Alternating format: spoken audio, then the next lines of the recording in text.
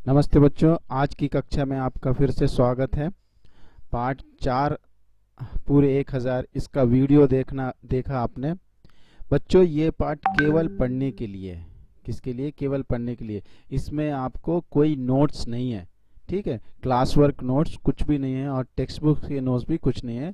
भाषा अभ्यास में बस एक प्रश्न, छोटा सा प्रश्न रहेगा, ठीक है। तो ये पाठ केवल पढ़ने के लिए है, तो हम यहाँ पर ये पाठ पढ़ेंगे, ठीक। आप ध्यान पूर्वक देखिए और सुनिए। मुल्ला नसरुद्दीन रोज सुबह अपने आंगन में प्रार्थना करता था और चिल्लाकर कहता था, या अल्लाह, मुझे 1000 दिनार दे। 1000 यानी 1000, ना एक कम ना एक ज्यादा।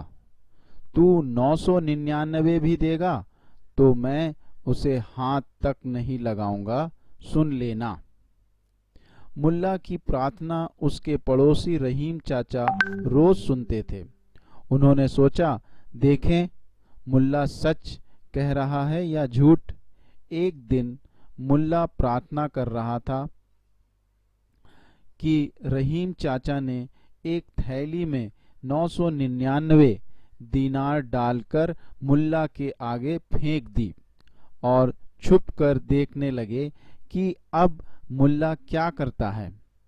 मुल्ला ने प्रार्थना के बाद आंखें खोली तो सामने थैली पड़ी पाई। इधर उधर देखा, कोई नहीं। उसने हाथ उठाकर खुशी से अल्लाह का शुक्रिया अदा किया। फिर थैली खोलकर सिक्के गिने तो 999 निकले।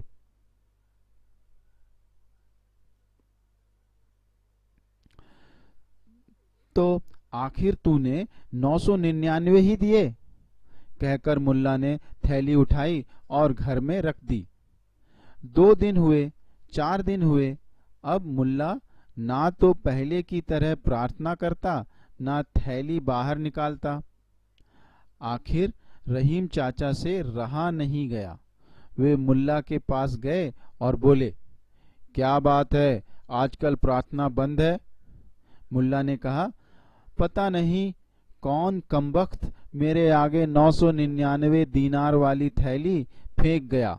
अल्लाह तो गणित में इतना कच्चा हो नहीं सकता। वह थैली भी मेरी है और 999 दीनार भी, रहीम चाचा ने कहा। क्या बात करते हो, तुम क्यों ऐसा करोगे भला? मैं देखना चाहता था कि तू सच बोल रहा है या झूठ। तू कहता था कि 999 भी हुए तो तू हाथ नहीं लगाएगा, लेकिन तूने चुपचाप थैली लेकर घर में रख ली। पकड़ा गया न झूठ। लेकिन तुम मेरे और मेरे अल्लाह के बीच पड़ने की जरूरत क्या थी? लेकिन तुम्हें मेरे और मेरे अल्लाह के बीच पड़ने की जरूरत क्या थी? मुल्ला ने कहा। ठीक है, भूल हुई, लौटा दे मेरी थैली, रहीम चाचा ने कहा।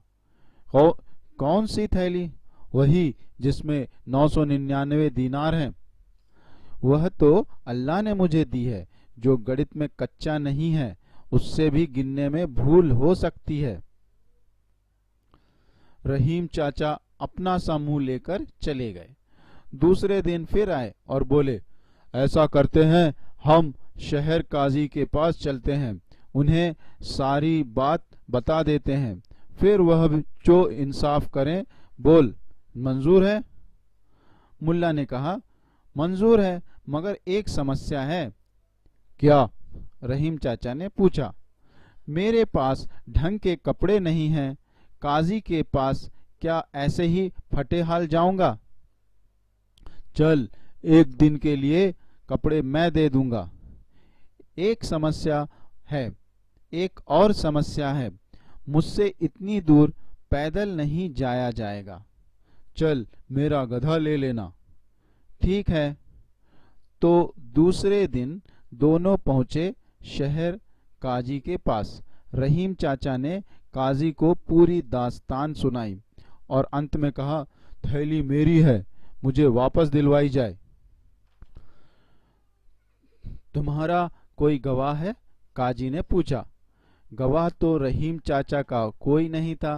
काजी कुछ कहते उससे पहले ही मुल्ला बोला, हुजूर, दूसरे की चीज को अपना बताना इनकी आदत है। अभी थैली को अपना बता रहे हैं, कुछ देर बाद कहेंगे मैंने जो कपड़े पहन रखे हैं वे भी इनके हैं। हाँ तो हैं ही, मेरे ही तो हैं ये कपड़े, रहीम चाचा ने कहा। देखा देखा हुजूर, अब ये कपड़े भी इनके हो गए। अब कहेंगे वह गधा भी इनका है जिस पर बैठकर मैं आया हूं। हाँ तो गधा तो मेरा ही है, रहीम चाचा ने भोलेपन से कहा। अब आप ही इंसाफ करें हुजूर, नसरुद्दीन ने नम्रता से कहा। काजी ने रहीम चाचा को अपनी आदत से बाज आने को कहा। अपना वक्त बिगाड़ने के लिए उन्हें डांटा और थैली मुल्ला को दे दी। अपना सा मुंह लेकर रहीम चाचा लौट आए। थैली भी गंवाई, कपड़ों और गधे से भी हाथ धो बैठे। 4-5 रोज गुजर गए।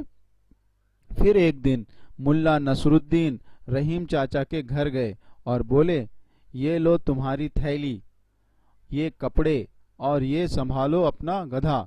लेकिन एक बात हमेशा ध्यान में रखना, आइंदा मेरे और अल्लाह के बीच में आने की कोशिश मत करना।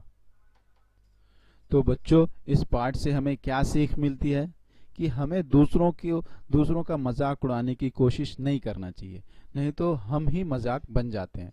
तो बच्चों, आपने कहानी का वीडियो देखा और मैंने कहानी पढ़ी, है ना, तो आपको समझ में तो आ गई होंगी पूरी कहानी। इसमें कुछ नए शब्द भी दिख रहे हैं, हमको नहीं लिखना है नए शब्द, शब्दार्थ, प्रश्नोत्तर कुछ भी नहीं लिखना है, लेकिन आप ये कहानी पढ़िए, समझिए।